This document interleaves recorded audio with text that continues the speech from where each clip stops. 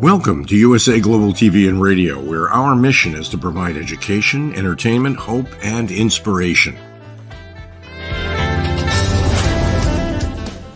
USA Global TV and Radio connects you with experts and audiences all around the world every single day to help you succeed in business and to live a richer life. Visit us at usaglobaltv.com to learn about career and life-changing training and mentoring programs like the Listening Mentor. Subscribe to our newsletter to stay informed about our special programs and offers. Discover how you can become a guest on one of our shows or a host or producer of a USA Global TV and Radio show of your very own. That's USA Global TV and Radio, where the doctor is always in.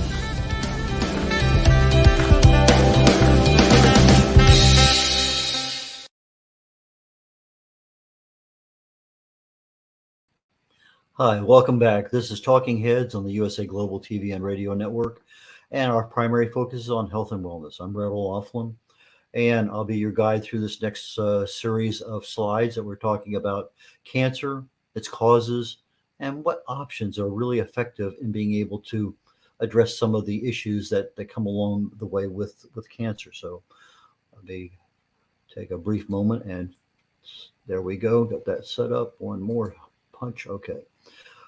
Disclaimers. I'm not a doctor, never have been, never worked in the pharmaceutical industry.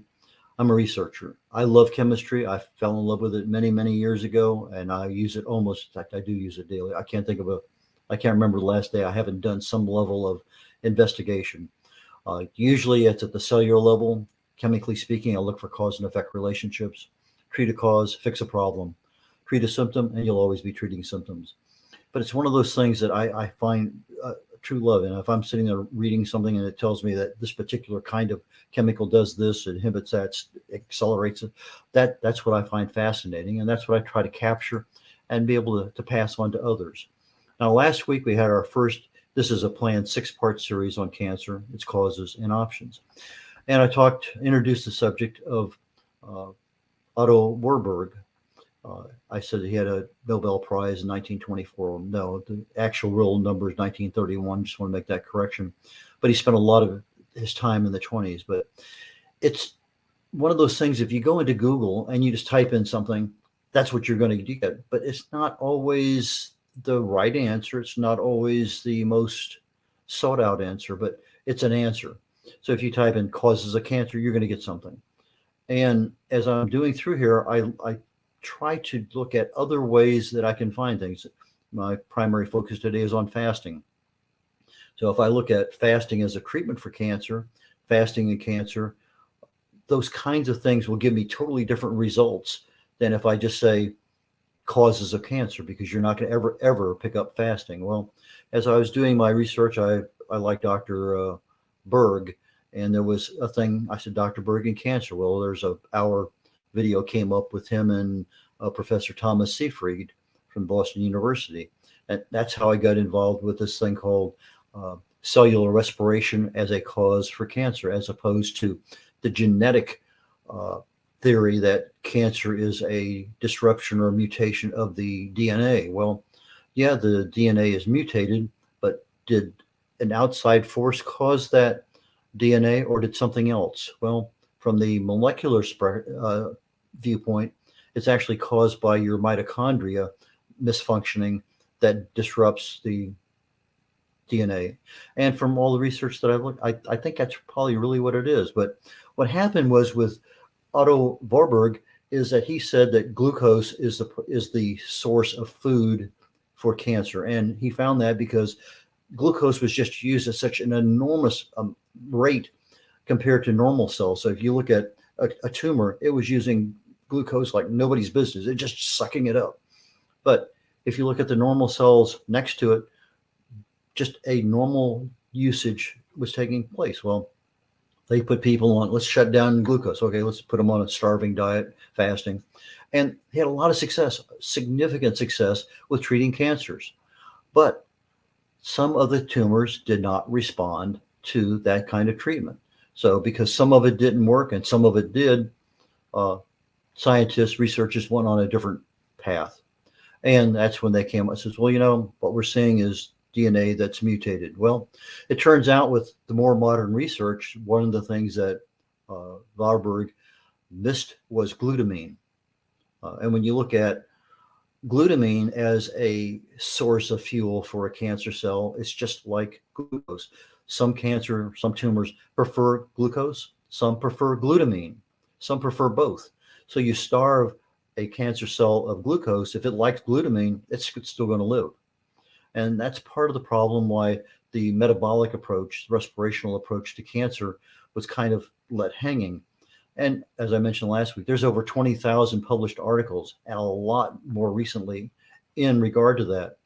But we have a problem in being able to continue that particular research because of the contemporary standard of care. We can't do something that doesn't meet our standard of care. And our standard of care for clinical studies on cancer says I have to treat somebody the way that we typically do. So chemo, radiation.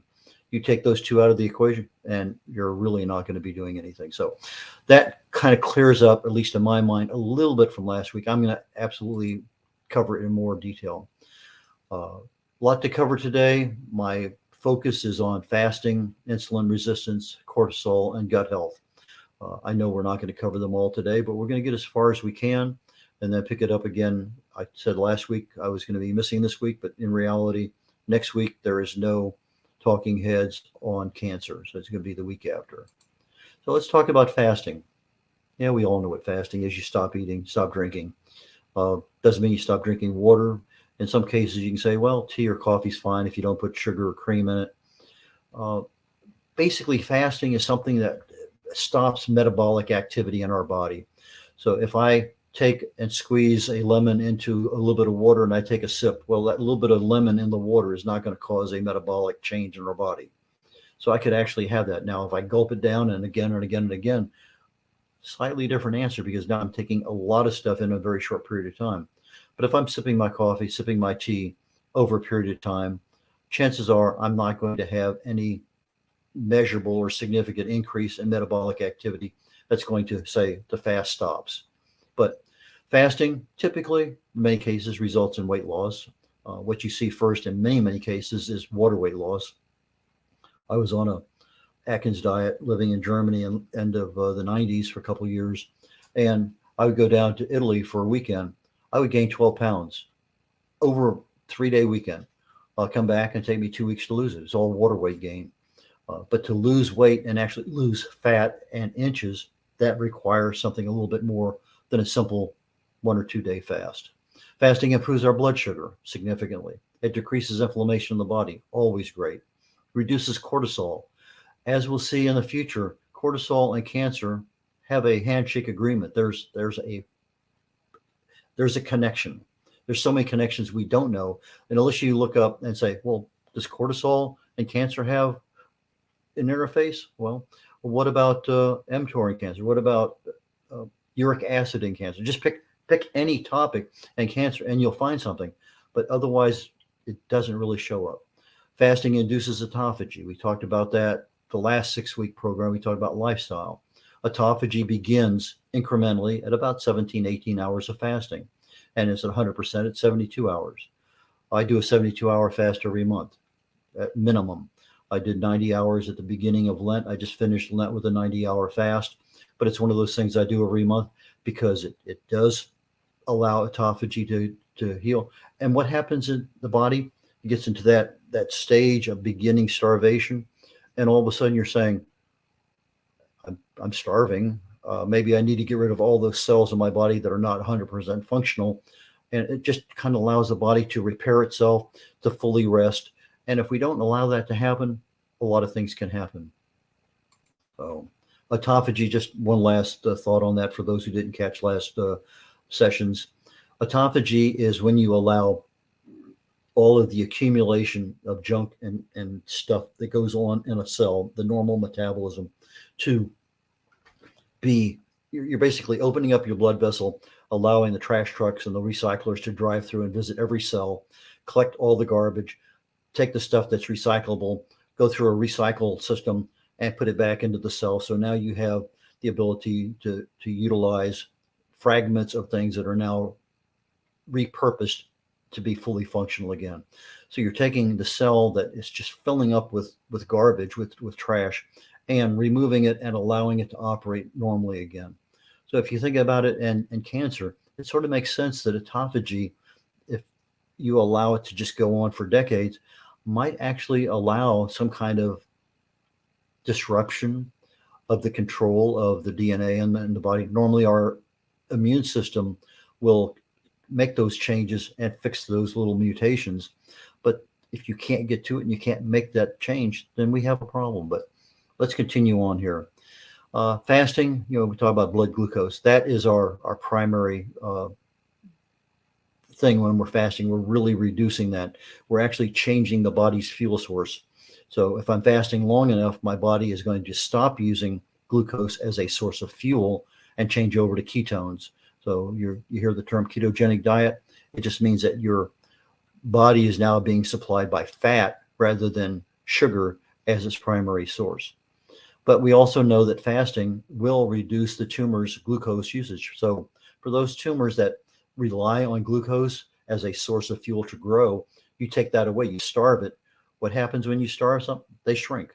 They actually go back. And so for tumors that are dependent on glucose and not on glutamine, you can see some significant responses. And I'll talk about one or two down the road as we get there.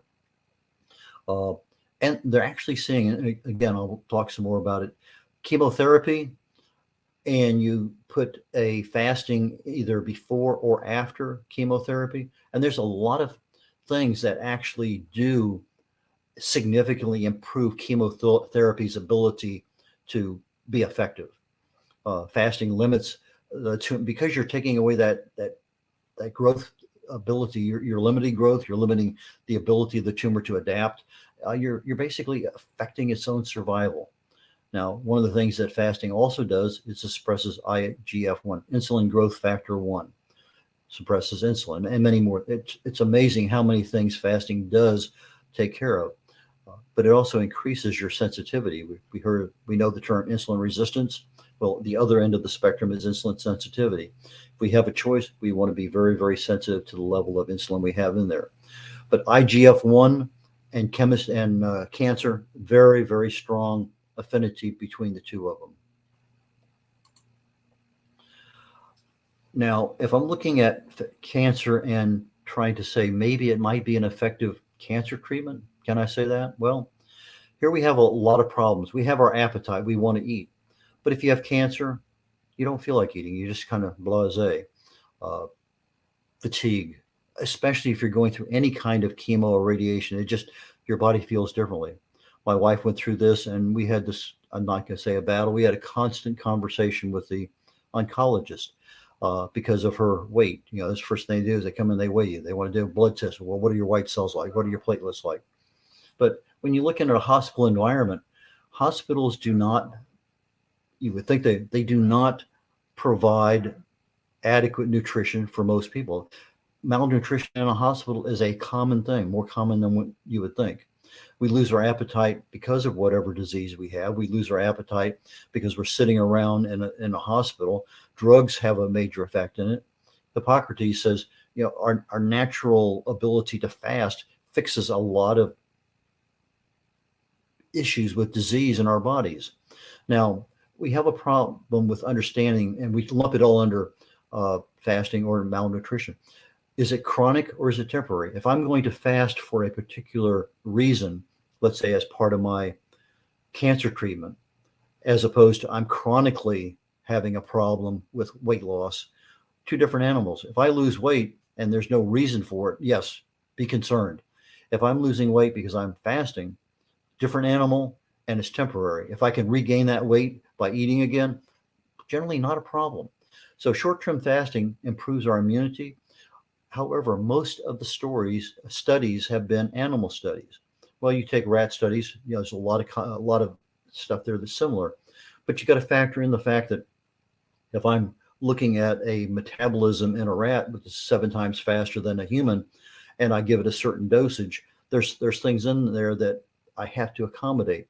So if I'm using from a metabolic perspective, not a genetic perspective in treating cancer, and I want to use some kind of fasting or food issue, I have to translate that. It's called transference, but I have to translate that to what kind of cancer does this person have? What stage is it at? How widespread? Uh, what is this person's health? What's the weight? There's just so many different factors in there, and it takes some real skill to do that. So just saying to myself, well, I got stage 3 cancer, I'm just going to go fat.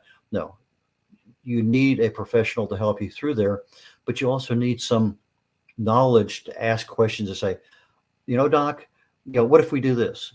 And so long as you have somebody following you that you get agreement on, uh, we can do a lot of things. I mean, I've had some knockdown, drag out studies with my wife's oncologist. We did talk for 2 or 3 months because um, of things that I thought he should know because of his position and things that I could provide tons of research. But anyway, doctors don't always know enough about nutrition because they were never taught. But the animal studies, lots of them out there. You'd be amazed at starving an animal and then feeding them chemo and then starving them after. The amazing results that are there. White blood cells, killer cells increased, all the things that you want to have happen, but they don't happen if you just give them the chemo and you feed them. It's super interesting in the fact that starve them a little bit and you get so much better results. One particular case that I looked at, natural killer cells is something that our immune system uses, and typically we're attacking inflammation in the body. So I have an infection.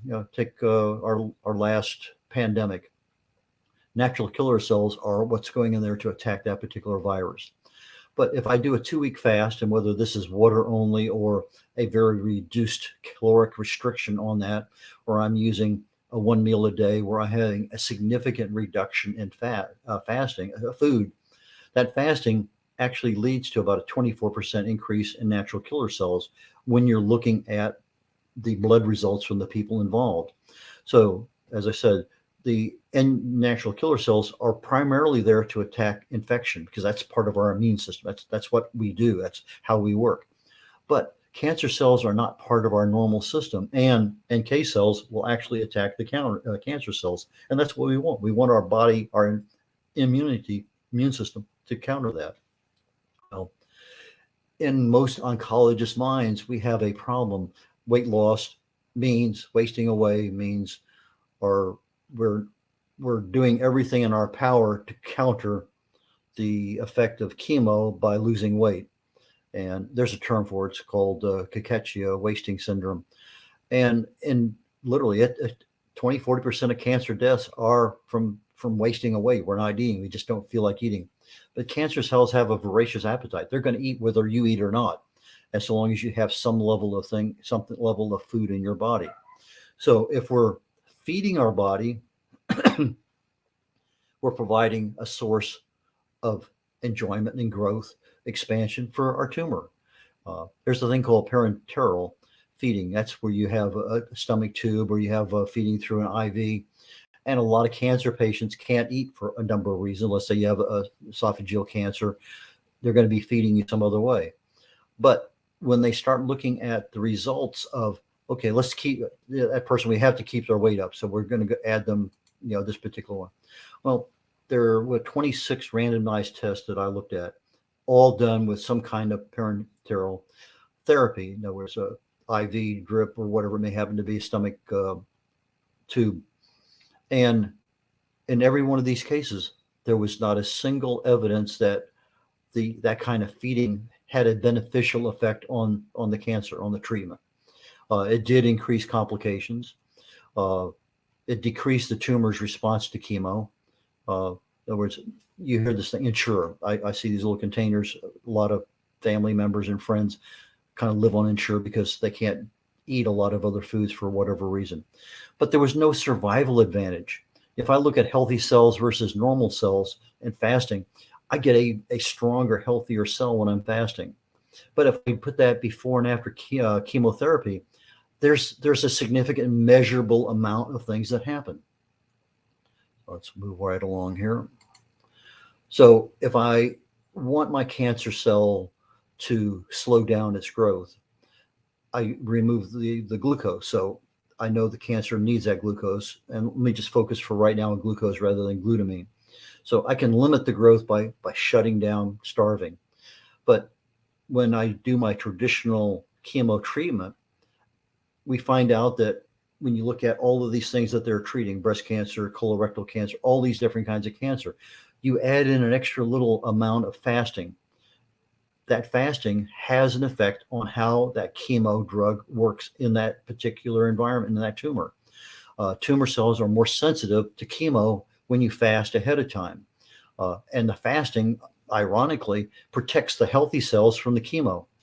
We have these things called tyrosine kinase inhibitor drugs, and it works on the ability of the cancer tumor to take in the chemo. And so they're trying to make a drug that simulates fasting. But with short-term fasting, we're talking 24, 48, 72 hours, there is a major, major improvement in the ability of chemo to do its job. Now, in some cases, and one of the guys that I followed for years, the main reason I go on a 72-hour fast every month, and sometimes it ends up 100 or even 200 hours, is the fact that I like the ability of my immune system to be basically regenerated from scratch. Well, Dr. Walter Longo out in University of California, I think Southern California, he came up with the 72-hour fast and what it does for the body. He's also come up with a 5-day fast in which it rebuilds our pancreas beta cells so you can start addressing some of the issues of diabetes and insulin. But when I look at, and what he has found out there, when they combine fasting and a 72-hour fast, particularly with breast cancer treatment, chemo, they found that in reality, a 72-hour fast was almost as effective as chemo itself. Now you add the two of them together, they become synergistic. Now, because chemo happens, every other week, every week, however, whatever sequence you're on, radiation almost happens every day. So if you're going to try to do something with radiation, maybe an alternate day fasting is something you need to talk to your radiologist about. But they noticed that when you add fasting before and after chemo, that the side effects, the nausea, all the brain fog, all the stuff that you typically have, those symptoms, they don't go away, but they're greatly reduced. So they started doing some testing. Well, if I do this 24 hours, what happens? So I get a bunch of people, have a test, and okay, we're going to do a 24 before and after. We're going to do a 48 before and after, do a 72 before and after.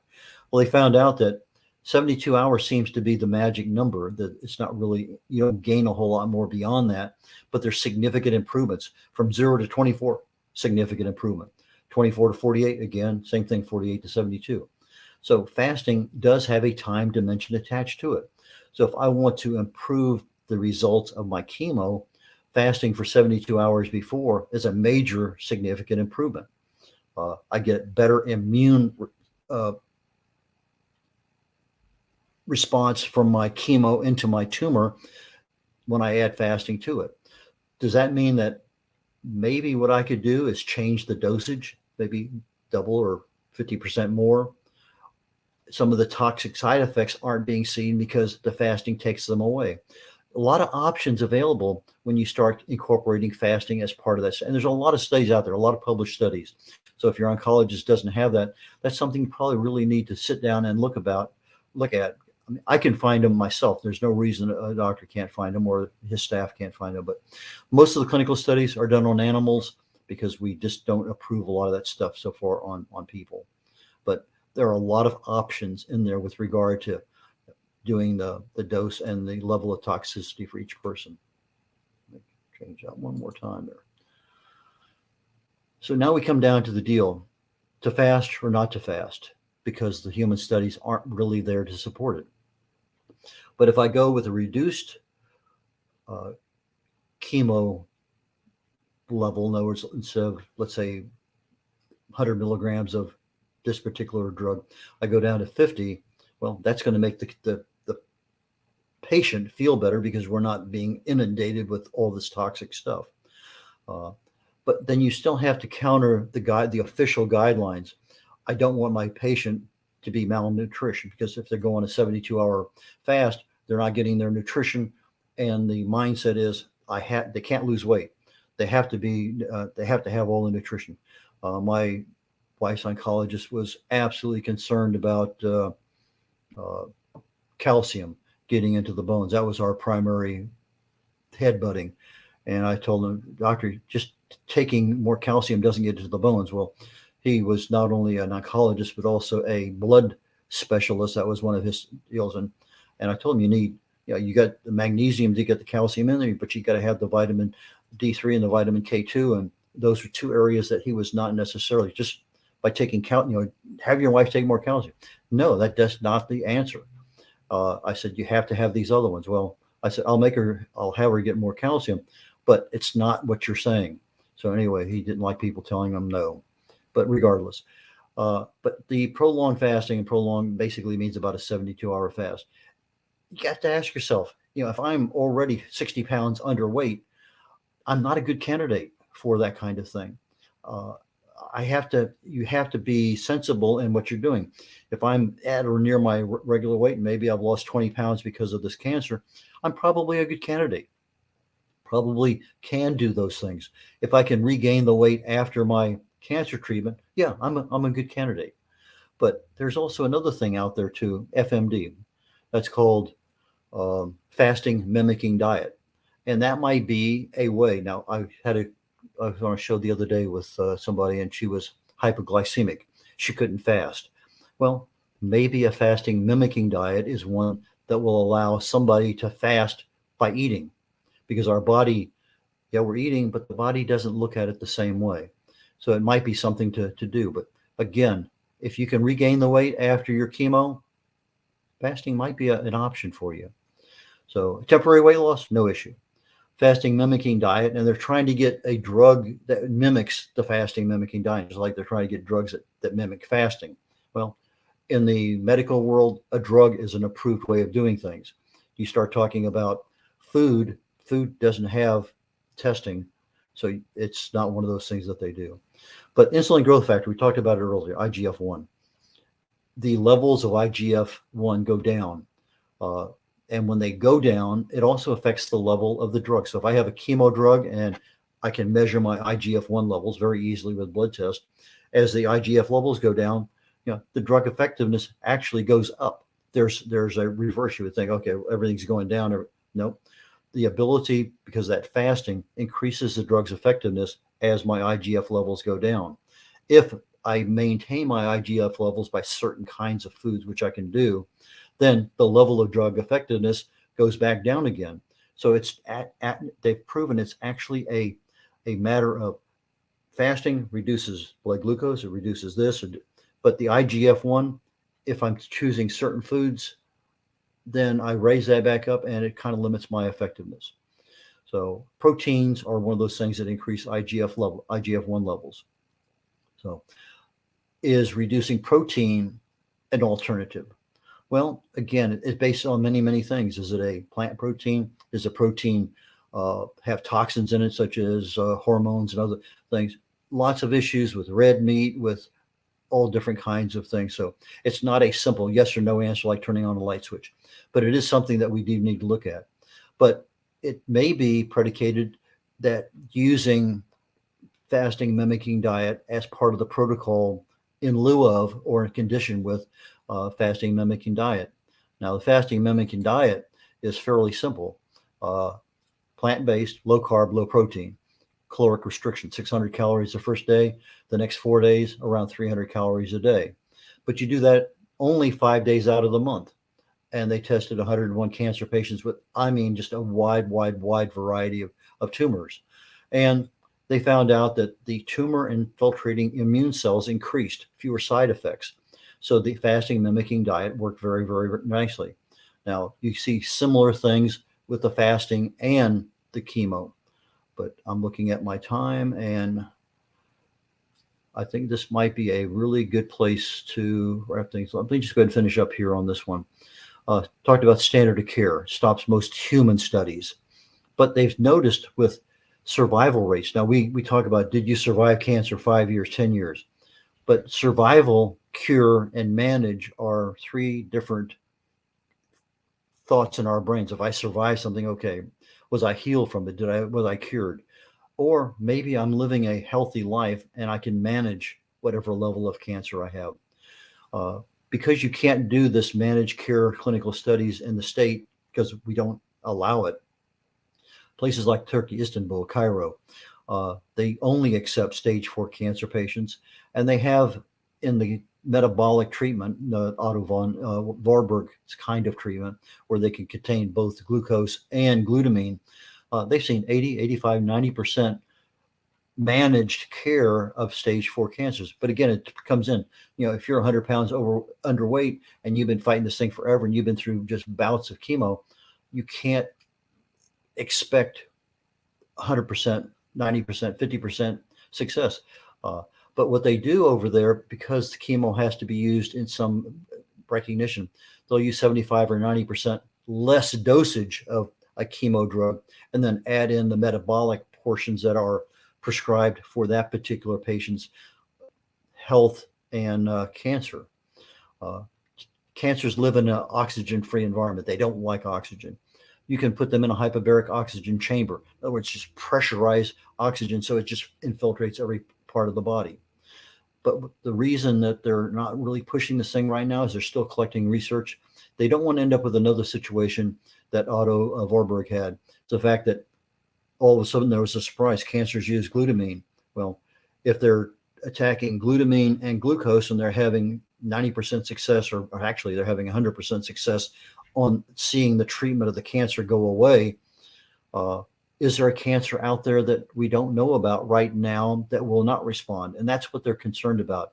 Are there untested tumors that's going to prevent us from being able to say, hey, this is the way of the future?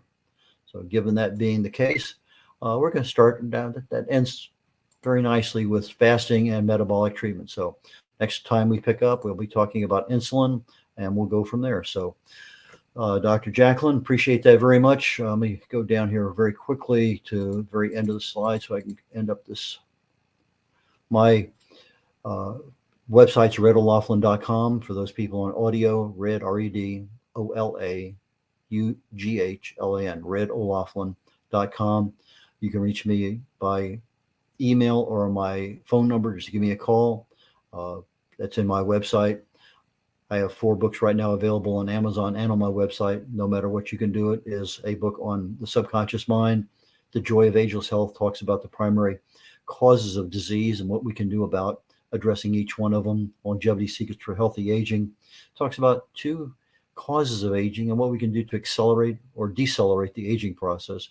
And my book out now just about a month ago is called Understanding the Causes of Alzheimer's Disease. And based on what I'm doing right now with cancer, I'm thinking there's going to be a new book out in the not too distant future, Understanding the Causes of Cancer. And so with that, I am going to conclude for this week, and I will catch you all again in 2 weeks. So have fun and enjoy, and we'll catch you later on. Bye now.